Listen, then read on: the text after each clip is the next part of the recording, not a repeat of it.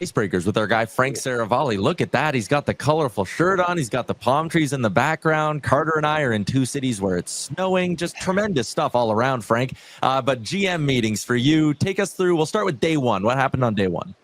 Yeah, so there was a lot of talk on day one, guys, about the coach's challenge.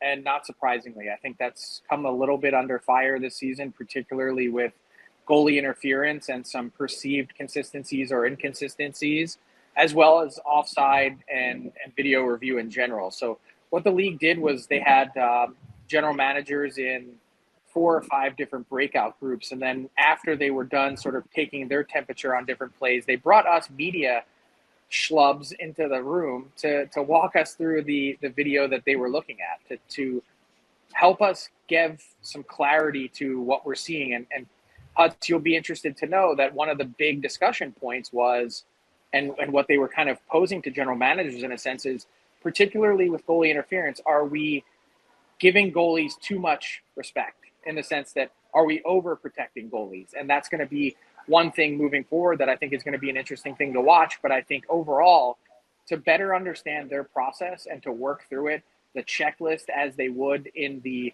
NHL's hockey operations situation room, I think that was really helpful to provide some insight to it. Yeah, and I think, Frank, too, just being transparent with you guys, right? Because you're going to get the message out to everyone. I think a lot of fans get confused by it. And, you know, the one for me the other night with Gallagher and Bobrovsky where he drops his stick intentionally, is there any, like, you know, I guess maybe where I would go is, like, as we start to challenge the goalies a bit, too, because there is the gamesmanship of what goes on. Like, goalies aren't stupid either here. They're going to challenge it. They're going to push the envelope as it moves forward here. Yeah, and I think I agree totally, and I would say that they're certainly cautious of that. That exact play was discussed in the room yesterday, and I think they want to be careful to not go a bridge too far and to allow goalies to get comfortable to say, okay, well, if this is where the line is drawn, how can I game that in a competitive way? And so, you know, one of the things that they talked about also was in the blue paint or not. If you're in the blue paint, and even if it's minimal contact, it's likely going to be called no goal. But once you are outside of it, it's fair game. And not to say it's open season on goalies, but I think they want to be really clear what that line is and isn't so much as they can, even though it's still a pretty subjective thing. Yeah, of course, right? I think we just want some consistency, right? And again, we don't want the game to go slow, right? We want to speed it through and obviously get to a point where the fans aren't there all night because we're arguing about calls. But was there anything that went on in these meetings you think deserves more attention from your standpoint? You're a little disappointed that they didn't really hit on? Well, there's still 2 days to go, and so they're wrapping up day 2. And I would say one of the really impassioned pleas today was for more cut-resistant clothing. Devils GM Tom Fitzgerald actually addressed the group and showed photos of his own son, Casey Fitzgerald, who's playing in the AHL. He had a gruesome neck cut earlier this season that really was dangerously close to getting to that carotid artery or the jugular. And I think, you know, he was choking back some tears and telling the story of just being a hockey dad, not an NHL GM, sitting there with his wife at a restaurant watching the game on his phone and saying basically the plea to some of these kids and players in the NHL should be, as uncomfortable as it is, think about how uncomfortable it would be to have your parents watching something like that. And I think that really hit home. It's not something that the NHL has been shy about saying, that they want to see players wearing more of this equipment, but the NHLPA has pushed back and said, look, this is player choice. I think the stakes are clear with what we saw overseas. And I think beyond that, look, there's so many close calls. They played 30 different video clips today of close calls to the neck, and they're becoming closer and closer. It's not as much wrists and Achilles anymore that they're worried about. It's a significant neck cut, and I'd like to see some significant change there, but it's going to take the NHLPA to weigh in as well.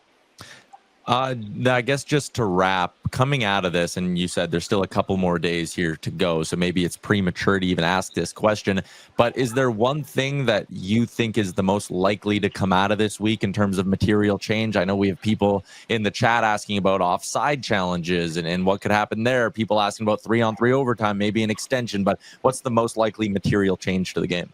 I don't think we're going to have one, to be honest. Okay. I don't know that anything is going to gain enough support. And I think one of the big things that they want to take the GM's temperature about tomorrow is, do we what are some other things you'd like to have on the CBA negotiation list as they continue to talk to the NHLPA and get these negotiations going? Because so many of those things that you just mentioned, not necessarily offside, but when it comes to something like changing 3-on-3 overtime or extending it, which I'd be all for, even to move it to 8 minutes or 10 minutes or whatever it is, you'd have to get the players to buy in on that. And so it's a material change to their working conditions. So that'd be one of the big things to really kind of focus on.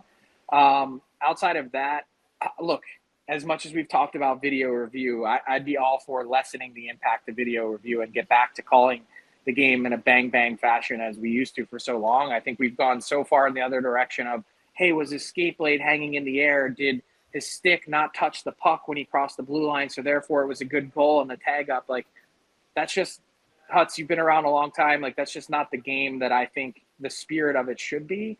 And I think these are some important discussions to try and maybe curtail some of that. Yeah, I agree. I think you want to keep the game flowing. I think last night was a great example of that. The review last night on the Frost goal in the Calgary game, right? It kind of ruins the flow of the game, right? I think they need to find something strategic.